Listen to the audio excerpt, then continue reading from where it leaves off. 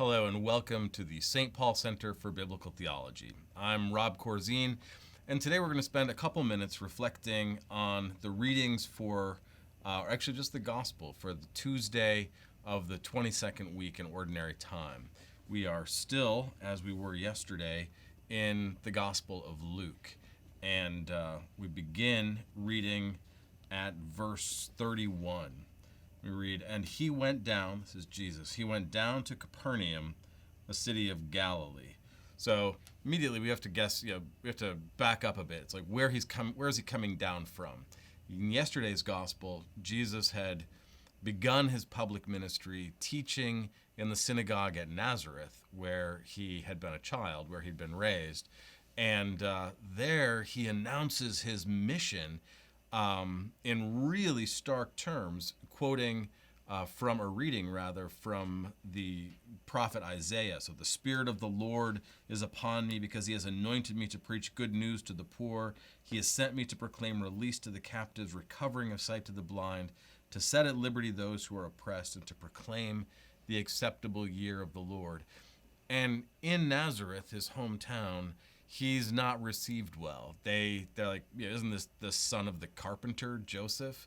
And so at first they're a little skeptical.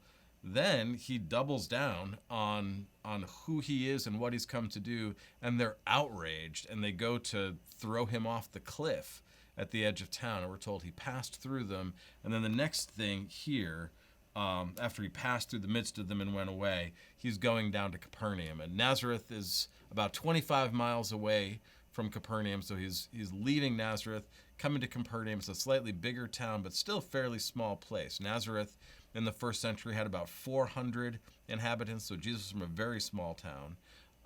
Capernaum on the Sea of Galilee is about 1,000 people, so it's not even one of the bigger towns in the area, like Sepphoris or Tiberias. But here he's going to have a different reception. And really the theme, I think, if we're going to talk about a theme of this gospel, is the authority and the power of Jesus' word. So he again goes to the synagogue. He was teaching them on the Sabbath, and they were astonished at his teaching, for his word was with authority. And there we see a difference that should stick out. I mean, that doesn't seem like it would stand out to us, but it very much stands out in a first century Jewish context. Normally when you would teach like a rabbi, you would sit down and you would cite your authorities. You would cite the authority of the Torah. You would cite the authority of the wisdom or the writings, or you'd cite the authority of earlier rabbis. Jesus, we see elsewhere in his teaching, has this habit of saying, this is where I got this teaching, but of speaking in his own name. So you have heard it said by Moses, but I say unto you in the Sermon on the Mount. Literally, when we have, his word was with authority, it's literally with authority was his word, not just he spoke with authority. And so they're already marveling. And then the next thing we see is, and in the synagogue there was a man who had the spirit of an unclean demon. This is an interesting kind of double phrase. Luke is writing with the idea that there'll be Gentiles reading it. So the Greek word daimon, demon, can just mean a spirit, or it can mean even, a god. He makes it really clear to them by saying an unclean demon. And he cried out, this is the demoniac, cries out with a loud voice, what have you to do with us, Jesus of Nazareth? Have you come to destroy us? I know who you are, the Holy One of God. But Jesus rebuked him, saying, be silent and come out of him. And when the demon had thrown him down in their midst, he came out of him, having done him no harm. And they were all amazed and said to one another, what is this word? For with authority and power he commands the unclean spirits, and they come out. And reports of him, at the end, the reports of him went out into every place in the surrounding region.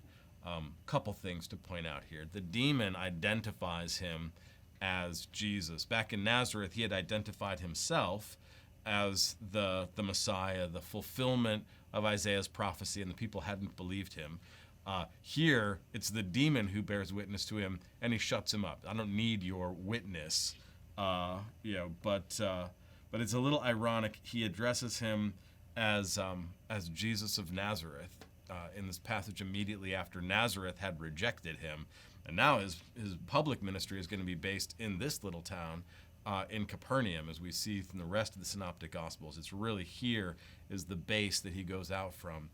As this passage continues, he goes and he heals Peter's mom. He heals people. He casts out demons, throughout that day and throughout the night, and so it raises the question for us, or I think it should raise the question for us: what's the difference between what happened in the previous passage in yesterday's reading in Nazareth and what happened here in Capernaum? The power of Jesus is the same. The authority of his word is the same. But in one, he was met with unbelief and did no miracles. And here, he's met with amazement, but with an openness. And he casts out demons and heals and continues to do in Capernaum what he announced he was sent to do in Nazareth, because the Spirit of the Lord is upon me, right? He's anointed me to preach the gospel, to proclaim liberty to the captives, recovery of sight to the blind, and to preach the acceptable year of the Lord. I think there is an application for us, right, that the power of God to do all of those things for us and in us is present whenever we go to the Lord in prayer. It's present whenever we receive him in the sacraments. But the ability that he's going to have to act in our life is going to be different depending on how we receive him, whether we receive him with skepticism, like the inhabitants of Nazareth, his hometown, or whether, like the inhabitants of Capernaum, we allow him to do in our lives and for us what he came to do for the whole world. I hope you will take that to prayer, and God bless and keep you and be with you, and I will see you back again here next time.